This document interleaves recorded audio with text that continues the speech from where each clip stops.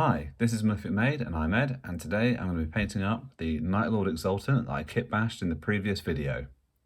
I'm going to be using the Colourforge Signature Series Dead Animal Bits to be the base coat for this, and then we're going to paint it by hand using acrylic paints and oil paints. So let's get into it. Okay, undercoat's done.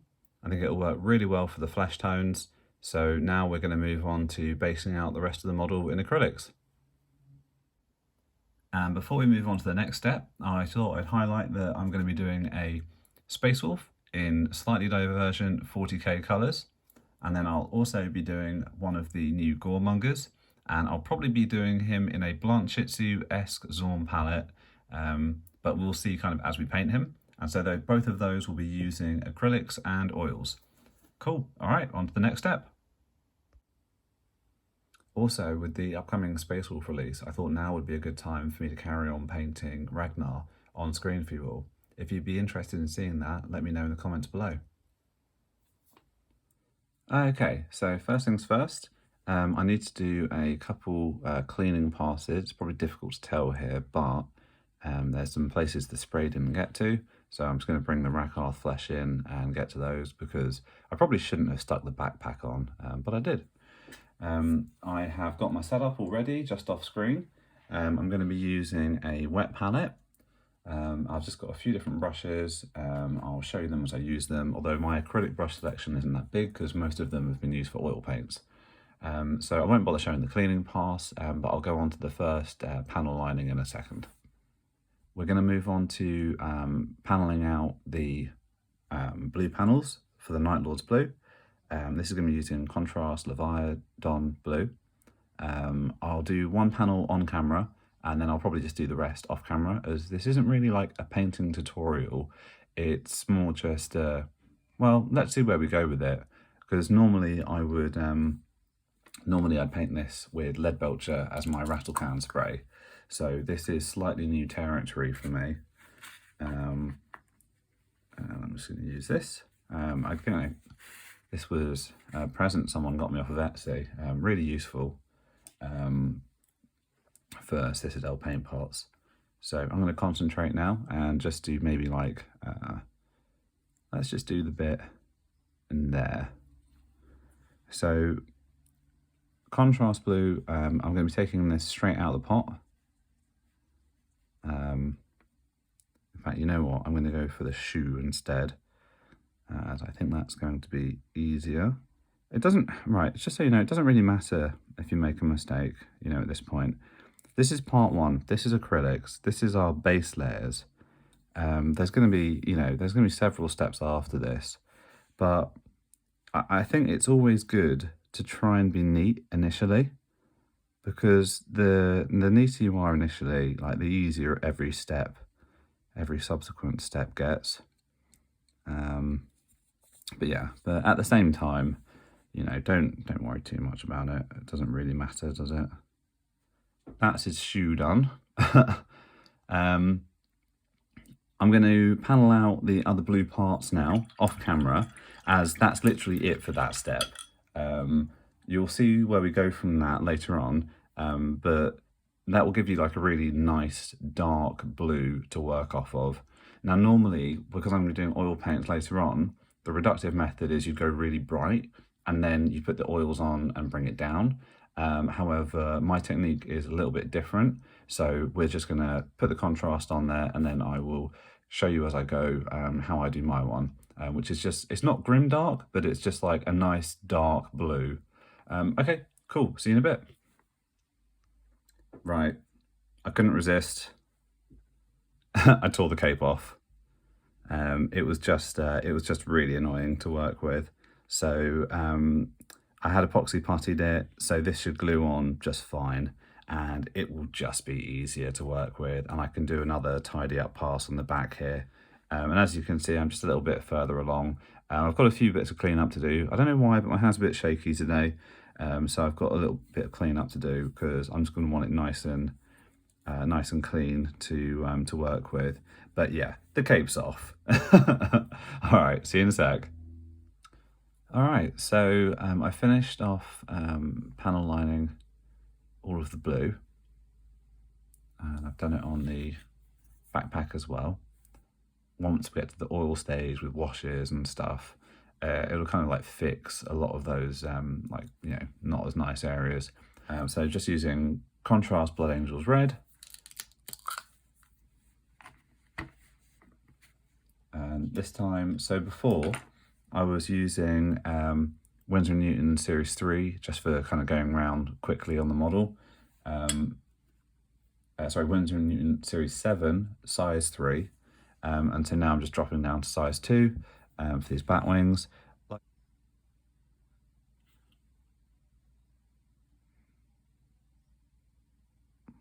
I know it doesn't have to be perfect. I'm just trying to be like a bit careful. So definitely having a good lighting setup is just super, super important. And I do recommend having like a set of magnifiers, even if you do have good vision, because it makes painting these small details feel a lot easier. I'd really struggle if I didn't have them on right now. And like I say, it makes you feel as if they're not as small as they are. And so because of that, it makes it a bit more manageable to paint them. Okay, so yeah, I figured I might as well have done that on camera. And I do think that this cloth needs to be purple, and I've got a couple of different purples to choose from, and I haven't actually made up my mind. I've got, let's close that pot as well, people will be screaming at me, it's gonna dry out. So I've got Gene Stealer purple, I have Nagaroth Night, I've got Screamer pink, I've got a very bright Emperor's Children, which I'd probably use as more of a highlight. But so I've got a couple of different options there of the purple, and the armor's going to look very different when it's finally done with all the oils and stuff. So yeah, it's tricky to know which one to go for. I feel like Nagaroth Night will be too dark.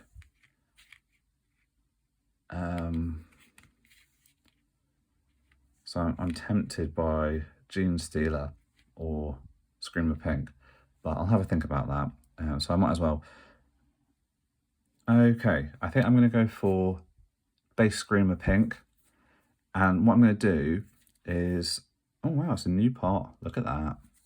I'm going to try this out on the back of the robe first, because then if I don't like it, well, you won't be able to see it anyway, really, when the backpack's on. So I can use it as my test colour area. So I'm not doing this straight from the pot. I do have my wet palette next to me. So I'm just going to put a bit on the wet palette. I've been painting for, I don't know, maybe like an hour or so. So I am going to put a little bit more water on my wet palette. And let's go.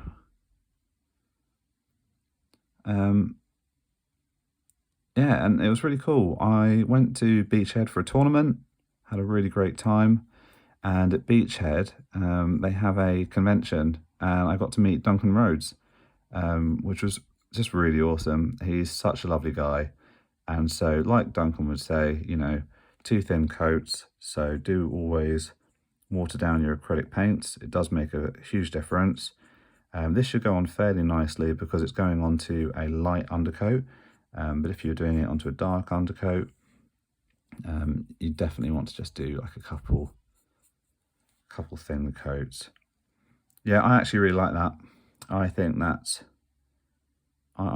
nice. Try to stop that air bubble forming. So let's just do that onto the front. Like I say, so this is a I shouldn't really be doing it on a, oops, that was a chain. I shouldn't really be doing it on a character model, but this is a test. This is different from how I normally paint my Night Lords. I do want to do a video for how I normally paint my Night Lords, but I just want to be honest, I want to get a bit of practice doing these videos for you guys before I do that, because I really like my Night Lord scheme. If you've seen my Instagram, Malefic Made, you'll have seen I've put a few models up on there, and I think it's just quite a nice, easy scheme. You can actually really knock out models at a decent pace using it. And not to say that I think people should be doing it the way I do it, but I think you will be able to draw some hints and tips, like some parts of the colour recipe that work for you. You can refine bits that don't work, that you think have merit though, because that's what I do. I go onto all these different videos and stuff, like I mentioned before in the kitbash.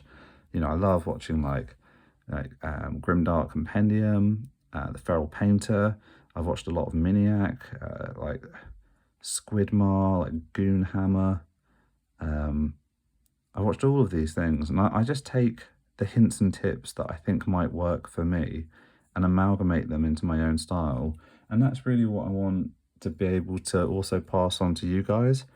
It's just like the ways that I work might have certain techniques that benefit you. And that's that really. Anyway, that's enough talking nonsense. Let's just get on to doing this robe.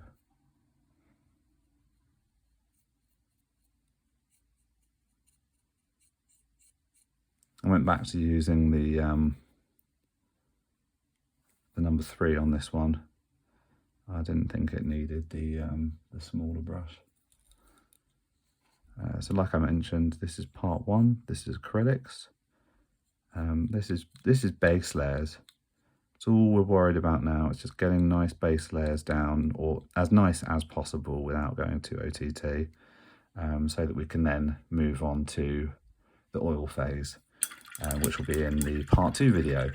Right, yeah, I'm really happy with that purple. I've not used that before. I must have picked it up a while ago thinking it was a nice colour, and just I've not ever used it. So no, I think that's really nice. Okay, so I'm going to move on to some metals.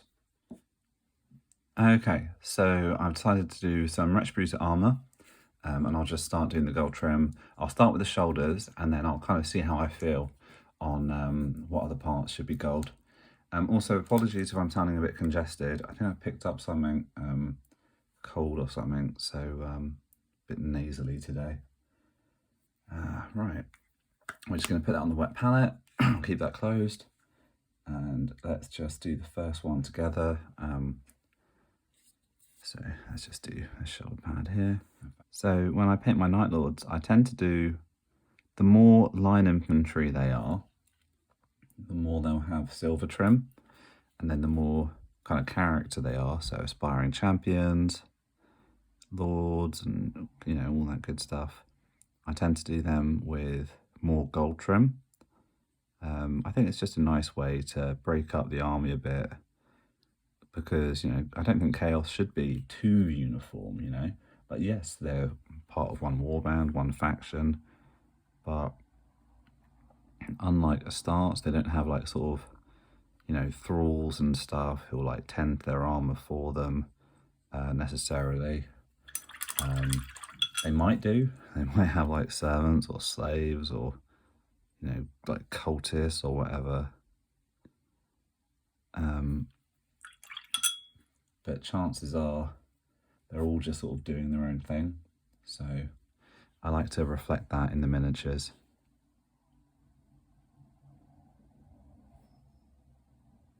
Probably being a bit more careful than I need to be.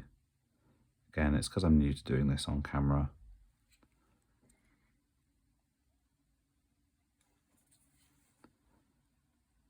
Just make sure I get the edge there.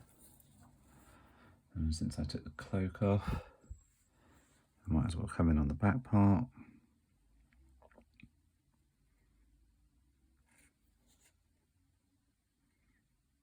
Not worrying too much about it being perfect.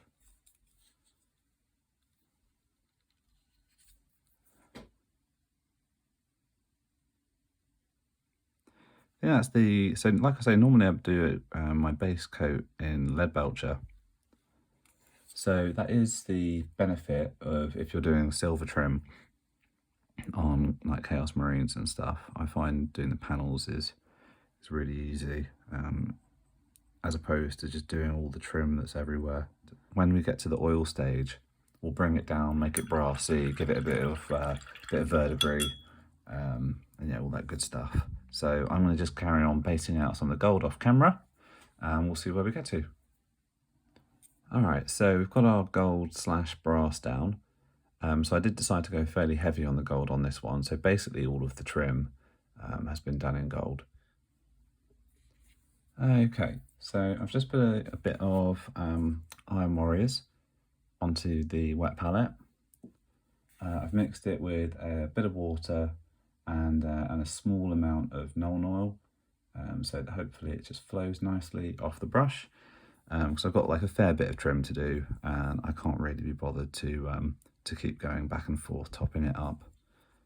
So we'll just check together to see if it flows, and then I will base out the metal parts off camera. All right, so we've carried on doing a little bit of basing out, done the metals. I also decided to use that, what was it, Screamer Pink on the whip, just on the little bit of cloth there, and then also on the hilt of his chain glaive. Now I'm going to do a bit of dark oath flesh just to see what it looks like on, we'll probably do it on this bit of flesh here, so we'll do that on camera. So this is contrast dark oath flesh. And let's get our little thing.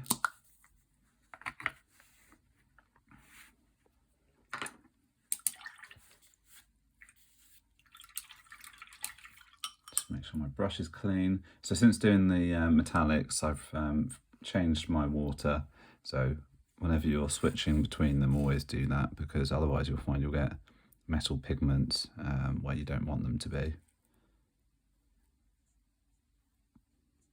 I'm going to wipe off most of the excess. I only really want a thin layer of this, as we will be going over it in later stages as well. And yeah, so let's just see what it looks like.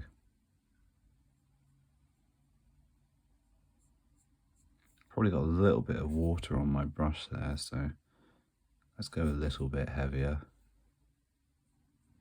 Because the contrast medium, it doesn't work fantastically with water. It kind of like separates it out.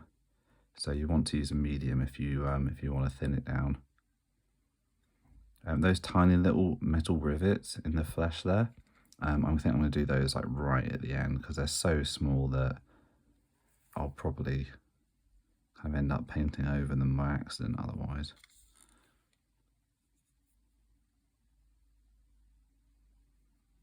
So the working time with contrast paints, they do dry fairly quickly. So once you've put them down, you kind of want to spread them to where you want them to go, and then just leave them be. Sorry, I'm a bit congested. Otherwise, you can end up tearing the paint.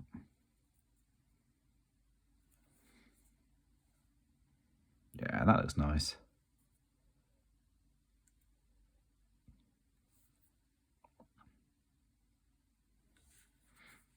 I think we'll do that on all of them. And then at the end, I'll try and change the shade of the skin on different parts, just so that it's not as if it's all come from like one person. We want it to have been like accrued over time, because why not, you know?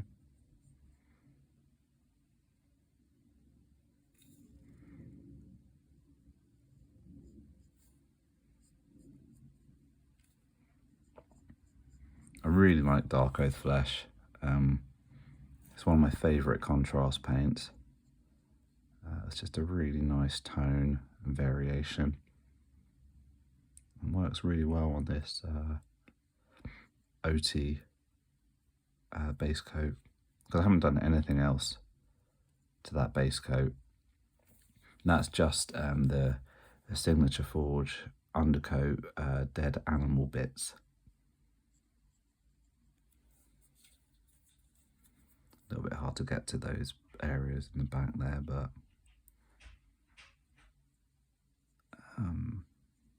no one really see those anyway, so it doesn't really matter. Okay, I think we'll do the other one off camera now. cool. So yeah, it will dry, look a bit different, but I think that looks good. So you can see the base tones are really starting to come along. We're going to leave it there. So that is part one, basing out our acrylics. We've got our colour recipe, and yeah, I think the next step is going to be really fun in part two, where we come at this with the enamel washes and the oils. And just to give you a bit of a taster of what we're going to be using, let me just, so one last time. So this is the stage where we're taking it to and where we're going to leave it today. You want to wait 24 hours minimum before you come in with oils, not because they react, but because the oil paint can get underneath the acrylic paint and it can lift it off. So you want everything to be like just nice and dry. So the paints we're going to be using, we have our, bit dusty, we've got Acrylic 502 Midnight Blue. This is a really nice dark purple. We have Acrylic 502 Gundam Blue. This is going to be our highlight colour. One of the key paints here, or washes, is going to be Streaking Grime for Panda Grey. Very nice reddish hued grime. This is going to really bring out the purples and the shadows. What else are we going to be using? So for the verdigris, we've got turquoise lights. I could also achieve this with technical nickel oxide. However, because I'm going to be at the oil stage, I'm probably just going to do it with oils, because why not? And then I'll probably use Carrion Crimson Villainy ink for doing some of the reddish sort of like hues on the flesh. And then yeah, we've just got kind of a few other paints and stuff, but I'll go through those in the next video. I think this is going to be really cool. I'm really liking the tone of that Screamer pink. I think as a base tone, I think those work really well together. I was worried that the contrast of the pink I picked out, that it would be too much, but I think actually they work really well just at the base color level. So thank you very much, guys. So this has just been a very quick and straightforward base acrylic layer, just showing you it really so that you know where we're starting off and why we've done things into the next stage, which is going to be enamel washes and oil paints. Cheers very much, and I will see you in the next one. All right, bye.